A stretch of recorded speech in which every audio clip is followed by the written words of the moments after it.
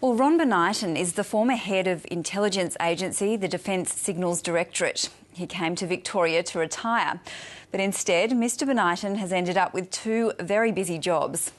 He's now both winding up Victoria's police watchdog, the Office of Police Integrity, and setting up the government's new Anti-Corruption Commission. Ron Bonighton gave his first television interview to 7:30 Victoria. Ron Bonighton, thanks very much for coming in today. Pleasure. Thanks, Josie. You've got two very big jobs at the moment. You're the head of the Office of Police Integrity and you're the acting head of Victoria's new Anti-Corruption Commission. How do you have time to do both?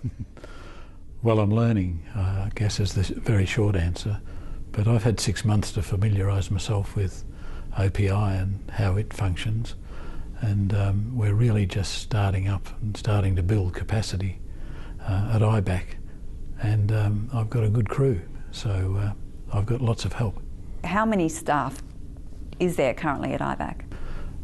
A dozen going already, so we're on the way. We hope to have an advertisement in for a Chief Executive Officer at the weekend, and that'll give us a great boost as well. Can you currently undertake investigations?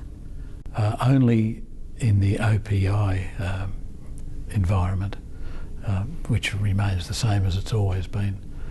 We won't have the investigation powers until the next lot of acts are proclaimed. And when do you think that will be? Probably in 2 or 3 months' time. But that gives us a chance to build up some real capability and to be ready. There's the danger of trying to fly an aircraft and build it at the same time. Is that what it feels like you're doing? Well, no, but I believe that's happened in the past, so we want to avoid that. There has been a lot of criticism already on the high threshold required for IBAC to launch an investigation. It requires some evidence of serious corruption. Do you believe that's the right approach?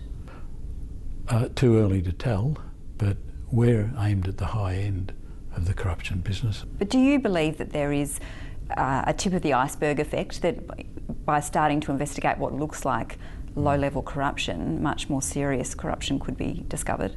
I guess our experience on the police side of the business is that it's often the other way around.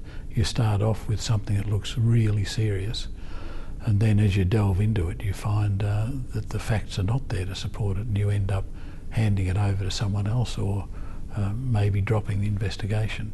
So we're going to learn. I don't think I can put a prescription on it right now. Do you think it's possible that you could, that a small complaint could lead to bigger things?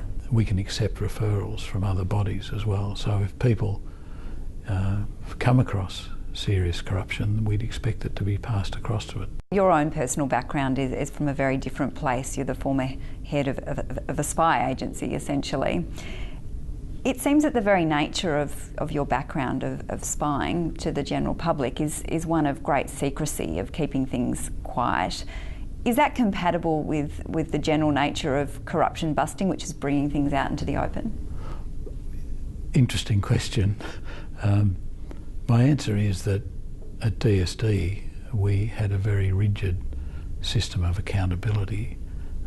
It may not have been obvious, but we had an Inspector General of Intelligence and Security. We had legal opinion to be sought on warrants. We were extremely concerned about the privacy of Australian citizens, making sure that they didn't get caught up in what in essence were foreign investigations. And we had a parliamentary committee oversighting our activity. So there's lots of familiarity with the current regime that's being formed in Victoria.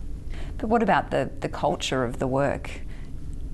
Do you think it'll be a big adjustment for you? I don't think so. In many ways it's a good thing that you are able to speak out on these matters.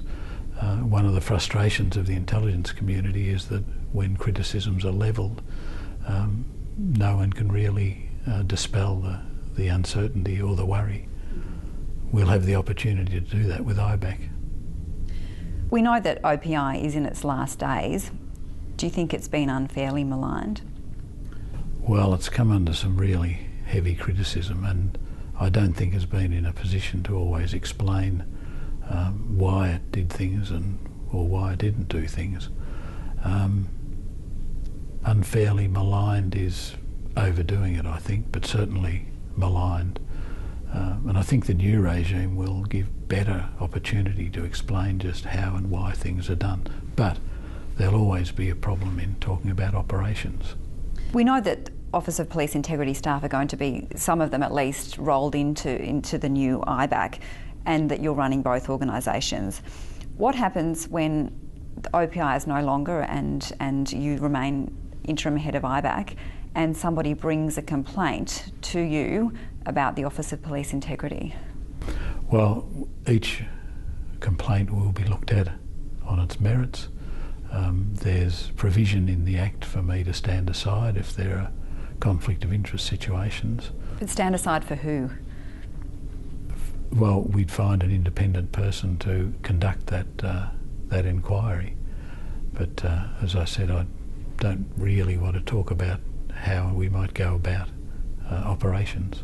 Two disgruntled former police officers, Noel Ashby and Paul Mullett, have said that they'll be asking the IBAC to investigate their long-running saga of complaints, which largely is centred around the Office of Police Integrity.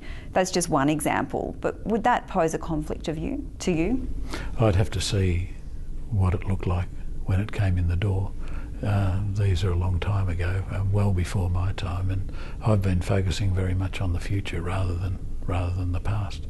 As we've been discussing, there has been a lot of criticism of the OPI and its handling of cases. It seems inevitable that those complaints find their way to your door at the IBAC. Well, as I said, we'll look at them on their merits as they come through the door. Is it something you're discussing, the potential conflict? Not at this stage. I'm focusing on getting the place up and running. Did you have to have your arm twisted into taking this role? We had some discussions. It's no secret that the government has struggled to find a full-time head. Do you think you've been placed in a difficult position, being both the head of OPI and now the interim head of IBAC? Well, in many ways, I think it's an advantage because I'm able to counsel myself on the courses of action I should be taking in either direction. So I see it as an advantage, in fact. Perhaps leave it at that. Ron Bonighton, thank you very much for your time today. My pleasure. Thanks, Josie.